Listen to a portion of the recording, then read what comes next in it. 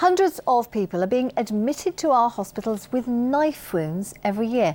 Now, we've obtained the figures in response to a Freedom of Information request about stabbings and shootings. Many of the victims are getting life-saving treatment at a new regional trauma centre, as our social affairs correspondent Jeremy Ball reports.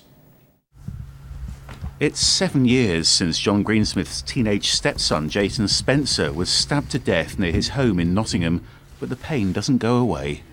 I can mask a smile, I can mask a joke, but it's always there. The devastation's always there. Our life's been turned upside down. It's just as devastating now as what it was all those years ago.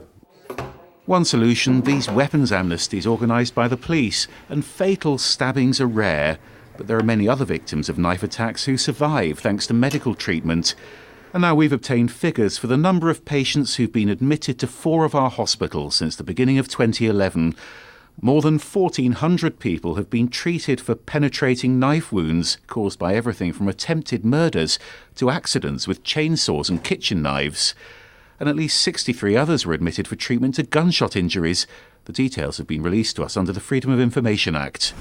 The vast majority of those patients are brought to the regional trauma unit here at Nottingham's Queen's Medical Centre because this is where there are specialist medics with specialist equipment who can deal with the most serious injuries.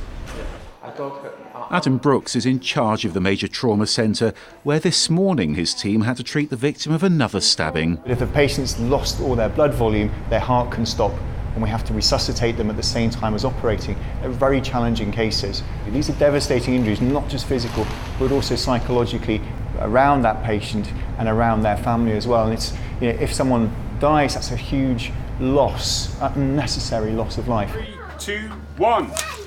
That's something that Jason Spencer's family knows only too well, and it's why they've set up this charity, a centre that's supporting relatives of people who've been killed in stabbings or shootings, where they can share the pain together.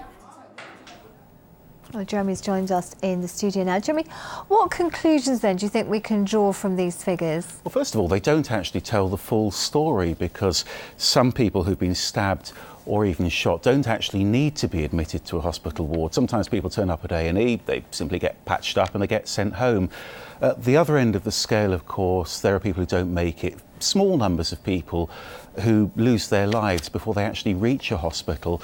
But Adam Brooks told me that at the major trauma centre, they're seeing something like 20 of the most serious, life-threatening stab wounds every year.